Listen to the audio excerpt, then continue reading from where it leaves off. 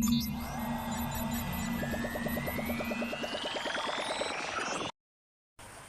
a good day, everyone. This is our Group 3. I'm Mary Joy Olaman from this base BA1A. Today, I will discuss about budget preparation. So when we say budget preparation, obviously, this is preparation for budgeting. So, let us define first what is budget preparation. Budget preparation is a process with designated organizations and individuals having defined responsibilities that must be carried out within a given timetable. So, and also, I will discuss about the sales budget. But before we start the sales budget, let us define first what is sales and budget. Budget is a written financial plan of business for a specific period of time, expressed in monetary value. Example, peso and dollars. And also, sales is the most important in the financial statement in making forecastings of the expenses is correlated with sales. Yes, of course, sales are the most important nowadays. We have to deal with it, especially those have a product. Planning of the financial operations of a business is called budgeting. Each area of business operation typically has a separate budget, like example, the sales budget from marketing department or cash budgets from the operation of department or productions. So when we say sales budget, the projection approved by the budget committed that describes expected sales in units and in monetary values. Because sales budget is the basis for all other operating budgets. And most of the financial budgets, the sales budget schedule is prepared first and should be accurate as possible. Operating budget also describes the income generating of the company. External and internal factors influencing sales. These are macroeconomic variables external. Such factors that are included in macroeconomic variables are GDP rate, inflation rate, interest rates, foreign exchange, foreign rate, among others, play an important role in forecasting. Those external factors tell how much the consumers are willing to spend. And low GDP rate and high inflation rate means that consumers are spending less on their purchase of goods and services. In that case, we should not forecast high sales of the periods of low GDP. So what is low GDP? These are gross domestic product. So number 2, development in the industry external. The products and services with more developments in the industry would have a higher sales forecast than a product or service in a slow-moving industry. The consumer trends are always changing. The industry should be competitive to be able to attract to more customers and be able to stay in the market. If there are 3 other sellers, then you have to divide the sales into 4 and also consider the preference of your customers. So number 3, competition. So this is the most important, competitions, external. Suppose you are the only one selling bread in your community and each family in your community eats an average of 1 loaf bread a day. You have to consider how many families in your community for your sales forecast. So unang-una, your sales forecast, especially your product, you should think first kung magbutang ka diha og og isa ka business, hunahunaon nimo kung unsay basic commodities diha nga area or lugar. Tan-awon sad nimo ang imong palibot kung unsa ang kadaghan sa mga namaligya. So example, naa ka sa isa ka barangay or sa imong komunidad. So dapat ma-overthink nimo kung unsa kadaghanon ang namuyo diha. Kung pila ang percentage sa namuyo, kung pila ang percentage sa namuyo. So example, naa kay bake shop nga gitukod diha nga area. Nya gamay lang kaayo ang mga tawo nga namuyo. Nya daghan ka og kanang pan nga display nimo sa imong bakery. So may tendency nga mapanos ang imuhang baligya kay gamay raman ang mga tao. Okay ra unta og daghang tao kay dali ra mahalin imong baligya nga pan. So dapat kabalo ka sa imuhang palibot. So the last is production capacity and manpower, internal. Suppose you have already evaluated the macroeconomic factors and identified that your product has very strong market and consumers are very willing to buy from you. You forecasted that you will be to sell 500 units of your product, but you have only 10 employees who are able to produce 10 units each. Your capacity cannot cover your expected demand. To be able to increase capacity, you should be able to expand your operations. So mauna nga dapat monitoron nimo ang imuhang business. Kung ang imong business or ang imong bakery kung kusog kaayo, lisod sad kaayo nga ang imuhang baligya is ma-short ka. So kung ma-shortage imong product in that area, so gamay ra imong sales, di ba? So kung daghan imong product, so na-tendency nga dako sad ang imong sales. Mao na nga og kusog ang imong business, so diha ka mo forecast na ka sa imong mga trabahante or mudagdag na kag mga trabahante nimo para ma-accommodate nimo ang needs sa imong mga customers or consumers.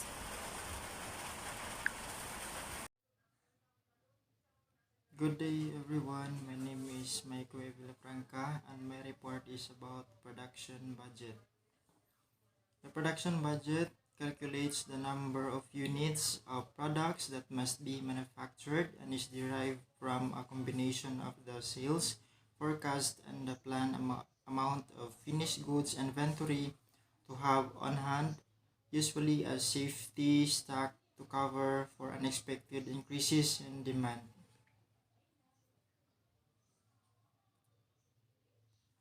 The product budget is typically prepared for a push manufacturing system as is used in material requirement planning environment. A production budget is the amount of product that will have to be manufactured or produced. In order to estimate this, you have to begin first with a sales budget, a per dip projection of how many units you'll probably sell given the budget period.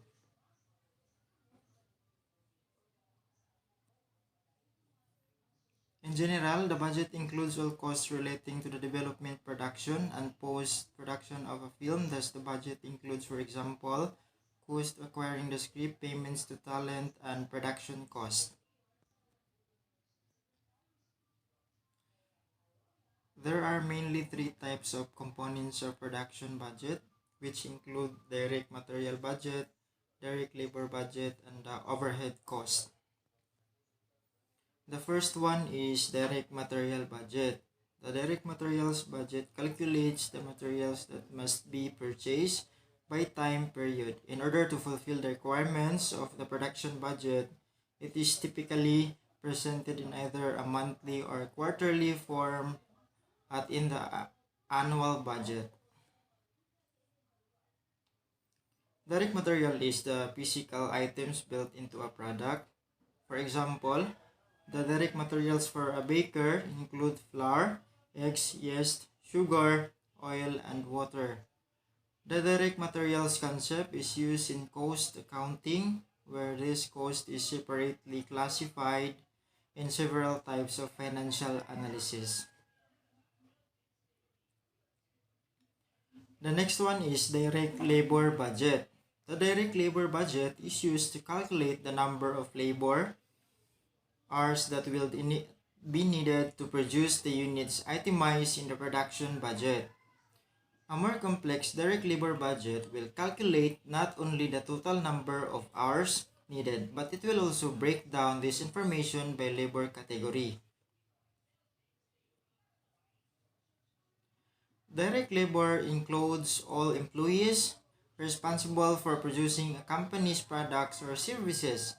Some examples of direct labor include quality control engineers, assembly line workers, production managers, and delivery truck drivers. The third one is overhead cost. So overhead costs, often referred to as overhead or operating expenses, refer to those expenses associated with running a business that can be linked to creating or producing a product or service.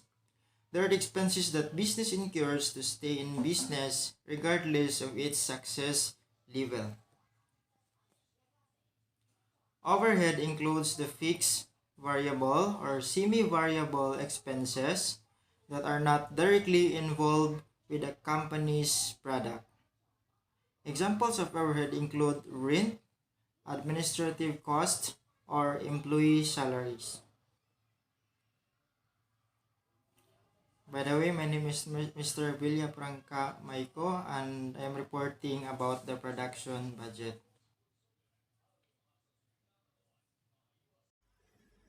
Good day, I'm Jonalyn Alvarez from BSBA LA. So my topic is all about cash budget. What is a cash budget? A cash budget is a plan for expected cash receipts and disbursements during a given period. A budget should include all cash inflows and outflows from revenues collected and expenses incurred to loan receipts and payments.